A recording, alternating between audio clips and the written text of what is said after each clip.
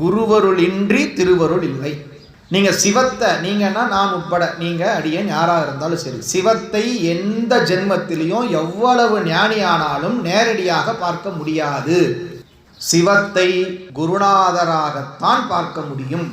வேற மாதிரி சொல்லணும்னா, சிவம் குருநாதர் வடிவம் தாங்கித்தான் வருவார். அப்ப குருநாதர் எப்படி வருவார், அதாவது அல்லது சிவம் எப்படி வரும் என்று சொன்னால், சிவம் மானிட சட்டை தாங்கி குருநாதராகத்தான் வருமே அன்றி வேறு எந்த ரூபத்திலும் வராது. அப்ப யாருக்கு வரும்? பட்டணத்தார் பாட்டு ஒன்று, எத்தொழிலை செய்தாலும் ஏதவத்தை பட்டாலும் முத்தர் மனம் இருக்கும் மோனத்தே.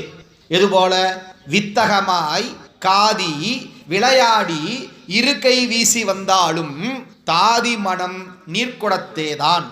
அது ஒன்றும் இல்லை, சின்ன கதை. பெண்கள் தண்ணி குடம் முதல்லாம் ஒரு 2-3 குடம் அடிக்கிட்டு தண்ணி பிடிச்சிட்டு வருவாங்க ரோட்டில். கூட 4 ஃப்ரெண்ட்ஸுங்க இருப்பாங்க, அவங்களும் அதே மாதிரி தான் இருப்பாங்க. எல்லாம் பாருங்கள் பயங்கரமாக அடிச்சுட்டு வருவாங்க, பயங்கரமாக சிரிச்சு குழு எல்லாம் பேசிட்டு வருவாங்க. ஆனால் அவங்க கவனம் போகிற எங்கே இருக்கும்? தலைக்கு மேலே இருக்கிற குடத்தில் இருக்கும். அது நழுவிடக்கூடாது, விழுந்துடக்கூடாது அப்படின்னு.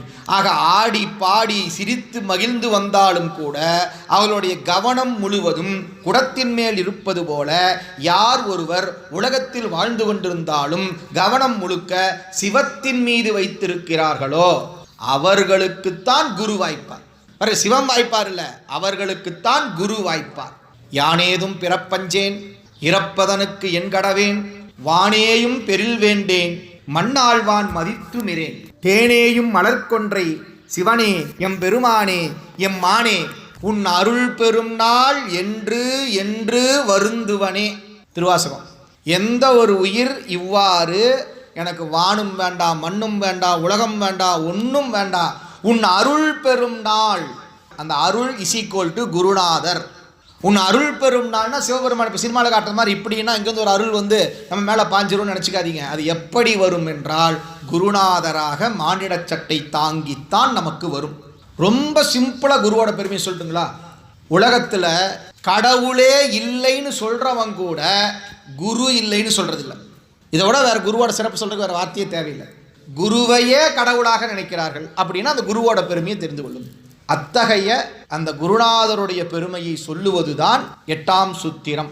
ஐம்புல வேடரின் அயர்ந்தனை வளர்ந்து என தம் முதல் குருவுமாய் தவத்தினில் உணர்த்த விட்டு அந்நியம் இன்மையின் அரண்கடல் செலுமே. இது சூத்திரம். குருநாதர் இல்லாமல் உயிர் சிவத்தை சென்று சேர முடியாது.